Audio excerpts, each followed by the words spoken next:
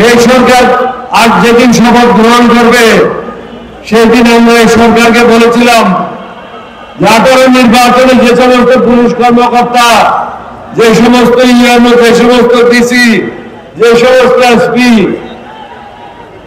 কর্তব্যরত ছিল, এই দেশের মানুষের সাথে বেইমানি করেছে, মুনাফিকি করেছে, তাদেরকে ডিসমিস করতে হবে। এখনো পর্যন্ত কিন্তু ডক্টর ইউনূস সাহেব সেটা করতে পারে নাই। সাহসের অভাব, ভয় পায়, ভয় পালে দেশ চলবে না, দেশ চালাতে পারবেন না। সাহসের সাথে কাজ করতে হবে। যেদিন কয়দিন বেঁচে থাকেন একজন সিংহের মতো বেঁচে থাকেন, কাপুরুষের মতো বেঁচে থাকে কোনো লাভ নাই। দেশকে বাঁচান, দেশকে রক্ষা করেন। বেঈমানেরা যারা হাসিনাকে ক্ষমতায় টিকে রাখার জন্য কাজ করেছে, তাদের কাছ থেকেও আমাদের দেশকে রক্ষা করতে হবে। এখন অনেক কর্মকর্তা আছে তারা দুর্নীতি সাথে জড়িত হয়েছে, আগের থেকে বেশি দুর্নীতি করতেছে।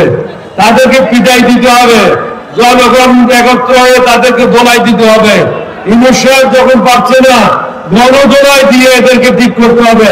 হাড্ডি মাংস তাদের নলা ভাঙচুর করতে হবে, তাহলে তারা ঠিক হবে। এই সমাজকে বাঁচায় রাখতে হবে। এই পটিয়ে দাঁড়াতে বসে আমরা শহীদ জিয়াউর রহমান স্বাধীনতা ঘোষণা করার সিদ্ধান্ত নিয়েছিলাম।